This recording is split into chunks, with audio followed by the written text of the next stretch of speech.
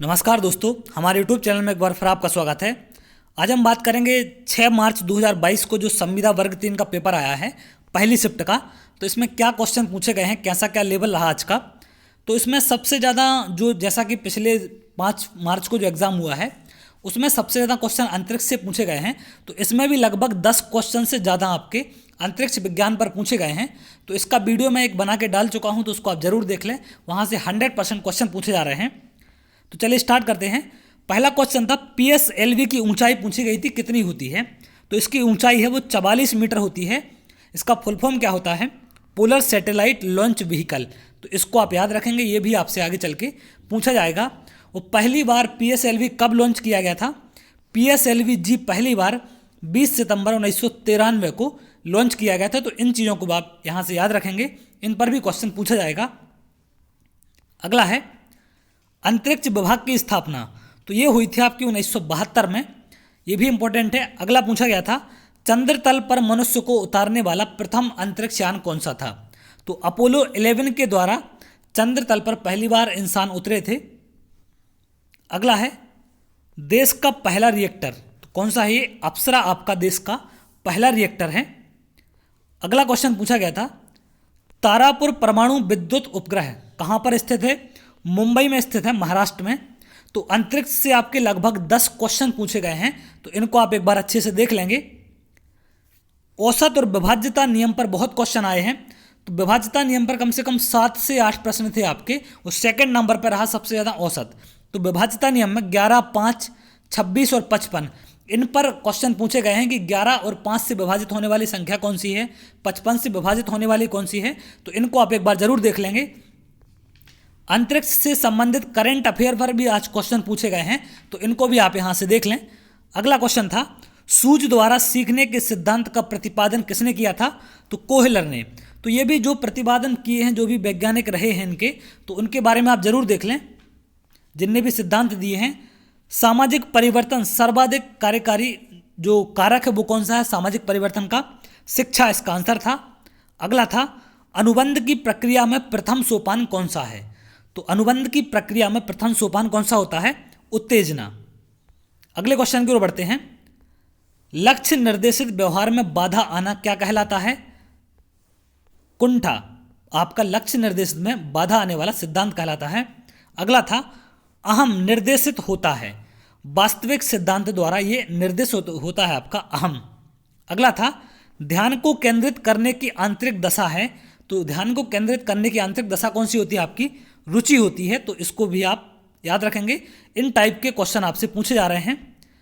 अगला पूछा गया था गणित के मानसिक सिद्धांत के जन्मदाता कौन है? तो प्लेटो मानसिक सिद्धांत के जन्मदाता हैं। तो सिद्धांतों के जो भी जन्मदाता हैं यहाँ से बहुत क्वेश्चन आ रहे हैं। अगला है जिन ध्वनियों के संयोग से शब्दों का निर्माण होता है उन्हें कहते हैं। तो जिन ध्वनियों के संयोग से निर्माण होता है उनको क्या कहते हैं? वर्ण कहा जाता है। अगला था निम्न में से कौन पुत्री का पर्यायवाची नहीं है? तो जो ऑप्शन थे उसमें से दारा एक ऑप्शन था जो पर्यायवाची नहीं था। जड़ का विलोम शब्द क्या है ये पूछा गया था। तो जड़ का विलोम शब्द क्या है आपका? चेतन है। अगले क्वेश्चन की ओर बढ़ते हैं। सर्वाधिक प्रभावशाली शिक्षण सामग्री है। तो सबसे ज्यादा प्रभावशाली शिक्षण सामग्री कौन सी है? प्रत्यक्ष अनुभव। अगला था विशेषण के कितने प्रकार होते हैं? तो विशेषण के कितने प्रकार होते हैं आपके? 4 प्रकार का होता है। अगला क्वेश्चन था निम्न में से संधि विच्छेद सही है। तो मही धन इंद्र, नदी धन ईश, वधु धन उत्सव। तो ये सारे इसमें सही थे, तो इसका आंसर था ये सभी। अगला था जली कटी सुनाना, मुहावरे का अर्थ क्या है? तो इसका अर्थ होता है बुरा भला कहना। अगला क्वेश्चन था सीखने की प्रक्रिया को प्रभावित करने वाले कारक हैं। तो प्रभावित करने वाले कारक कौन कौन से ऑप्शन थे इसके? अनुकरण, प्रशंसा एवं निंदा, प्रतियोगिता। तो ये सारे कारण आपके सीखने की प्रक्रिया है उसको प्रभावित करते हैं। तो उसका आंसर था ये सभी। बसा और तेल हैं। तो बसा और तेल आपके क्या हैं? कमजोर कार्बोक्सिलिक एसिड होते हैं ये सारे। अगला था किसी खेल के क्षेत्रफल का ज्ञान कराने में सहायक विधि कौन सी है? तो किसी खेल के क्षेत्रफल का ज्ञान कराने के लिए जो सहायक विधि है वो कौन सी होती है? क्रिया विधि। अगला क्वेश्चन था अमीनो एसिड पाचन के अंतिम उत्पाद हैं। तो अमीनो एसिड पाचन के जो अंतिम उत्पाद होते हैं वो कौन से होते हैं? प्रोटीन होते हैं। अगला था बुरी आदतों को सुधारा जा सकता है, किसके द्वारा? अनुबंधन द्वारा। अगला क्वेश्चन पूछा गया था कौन सी धातु अपने स्वयं के ऑक्साइड की परत द्वारा संरक्षित है? तो चांदी अपने स्वयं की परत के द्वारा संरक्षित होती है। अगला था पत्तियों में देखी जाने वाली नसें कार्य करती हैं। तो ये किसका कार्य करती हैं? प्रवाहकत्व का कार्य होता है इनका। अगला क्वेश्चन था सांप, कछुआ, छिपकली तथा मगरमच्छ जंतुओं की किस श्रेणी में आते हैं? तो ये सरीसृप श्रेणी में आते हैं आपके। कल मगरमच्छ के बारे में क्वेश्चन आया था, आज फिर उसी टाइप का पूछा गया है। पेट्रोल और मिट्टी का तेल इसके उदाहरण हैं। ये किसके उदाहरण हैं? मिश्रण। अगला क्वेश्चन था निम्नलिखित विकल्पों में से कौन सा विकल्प एक बच्चे की सामाजिक मनोवैज्ञानिक आवश्यकताओं से संबंधित नहीं है? तो नियमित रूप से शरीर से अपशिष्ट पदार्थों का बाहर निकालना, ये क्या है? इससे संबंधित नहीं था। अगला था चा वर्ण का उच्चारण स्थान क्या है? तो तालु के द्वारा इसका उच्चारण किया जाता है, तो इसका उच्चारण स्थान होगा तालु। अगला है सबसे कम ऊर्जा वाली मूल ऊर्जा कौन सी है? तो दृश्य प्रकाश जो होता है आपका, ये सबसे कम ऊर्जा वाली मूल ऊर्जा होती है। अगला था कार्य को आरंभ करने, जारी रखने और नियमित करने की प्रक्रिया क्या कहलाती है? तो इसको कहते हैं प्रेरणा। अगले क्वेश्चन की ओर बढ़ते हैं। अगला था वुडवर्थ के अनुसार स्मृति का आयाम नहीं है। तो वुडवर्थ के अनुसार इनमें से कौन सा स्मृति का आयाम नहीं था? तर्क करना, ये इनका आयाम नहीं था। अगला था आंख के रंग को कौन सा कारक प्रभावित करता है? तो अनुवांशिकता आंख के रंग को प्रभावित करने वाला कारक है, क्योंकि इसमें रेड और ग्रीन इन दोनों कलर को पहचानने में दिक्कत होती है। अगला था वाइगोत्स्की ने बच्चों के अधिगम में निम्नलिखित कारकों में से किसी एक की भूमिका के महत्व पर सबसे ज़्यादा जोर दिया। तो किस एक की भूमिका पर सबसे ज़्यादा जोर दिया है? सामाजिक पर। अगला था स्वरों के दो प्रकार कौन से हैं? तो मूल स्वर और संधि, ये स्वरों के आपके दो प्रकार होते हैं। अगले क्वेश्चन की ओर बढ़ते हैं। उज्ज्वल का संधि विच्छेद पूछा गया था, तो उत धन ज्वल, उज्ज्वल का संधि विच्छेद होता है। अगला था आधुनिक का विलोम शब्द क्या है? तो आधुनिक का विलोम शब्द क्या होता है आपका? प्राचीन होता है।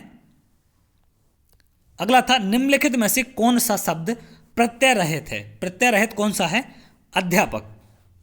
अगला क्वेश्चन था संयुक्तों को छोड़कर हिंदी में मूल वर्णों की संख्या है, तो कितनी होती है? 44 होती है आपकी मूल वर्णों की संख्या। अगला है मनोविज्ञान व्यवहार का शुद्ध विज्ञान है, ये कथन किसका है? ये कथन वॉटसन ने दिया था। अगला था कैथोड किरणों से बना है, नकारात्मक रूप से आवेशित कण क्या होते हैं आपके? कैथोड किरणों से बने होते हैं। अगला है मानव शरीर में सबसे बड़ा अंग तो कौन सा होता है? जिगर होता है। तो ये तो थे आपके क्वेश्चन जो पूछे गए हैं। अब जो हिंदी वगैरह से क्वेश्चन आए हैं उन पर हम बात कर लेते हैं। तो हिंदी से कौन कौन से कहाँ से क्वेश्चन पूछे गए हैं? हिंदी में आपके गद्यांश पद्यांश से क्वेश्चन पूछे गए हैं। इसके साथ साथ आपके संधि पूछी गई हैं, पर्यायवाची शब्द, समास पर क्वेश्चन आए हैं, विलोम शब्द यहाँ से पूछे गए हैं। और हिंदी पेडागोजी के अंतर्गत पठन कौशल पर क्वेश्चन ज़्यादा आ रहे हैं। और विकसित पठन कौशल विकसित करने की जो विधि है उस पर, भाषा अर्जन और पियाजे के जो सिद्धांत हैं इन पर क्वेश्चन पूछे जा रहे हैं। तो जो भी सिद्धांत हैं उनके बारे में एक बार देख लें आप, वहाँ से क्वेश्चन 100% पूछे जा रहे हैं। संस्कृत लैंग्वेज की अगर हम बात करें तो संस्कृत में गद्यांश पद्यांश आपका आ रहा है, संधि समास और कारक, इनके बारे में भी क्वेश्चन यहाँ पर पूछे जा रहे हैं। आज का इंग्लिश का लेवल अगर हम बात करें तो थोड़ा सा स्टूडेंटों के बताना है कि थोड़ा सा उनको हाई लगा है, थोड़ा अच्छा लेवल इंग्लिश का पूछा गया है आज। तो इंग्लिश में भी यही चीज़ें पूछी जा रही हैं, एडजेक्टिव एडवर्ब वगैरह आ रहे हैं उसमें, और पैसेज वगैरह आ रहे हैं। तो इन सब पर आधारित क्वेश्चन आपके पूछे जा रहे हैं। तो ये थे आपके आज के जो एनालिसिस में क्वेश्चन पूछे गए हैं आज के पेपर में। तो मैथ में आप विशेष का ध्यान रखेंगे। सबसे ज़्यादा आज क्वेश्चन जो देखने को मिले हैं वो मिले हैं आप में औसत से और विभाज्यता नियम से। तो 7-8 क्वेश्चन विभाज्यता नियम से थे और 4-5 क्वेश्चन के लगभग औसत से देखने मिले हैं। तो इन टॉपिक को आप अच्छे से देख लें, इनको पढ़ लें, क्योंकि 100% यहाँ से क्वेश्चन आपके पूछे जा रहे हैं। तो चलिए ये था आज का एनालिसिस। तो अगर आपको वीडियो अच्छा लगा हो और वीडियो पर आप नए हैं तो चैनल को लाइक और सब्सक्राइब कर लें, जिससे आगे आने वाले एनालिसिस आपको मिल सकें। तो बहुत जल्द अगले वीडियो में मिलेंगे, तब तक के लिए बहुत बहुत धन्यवाद।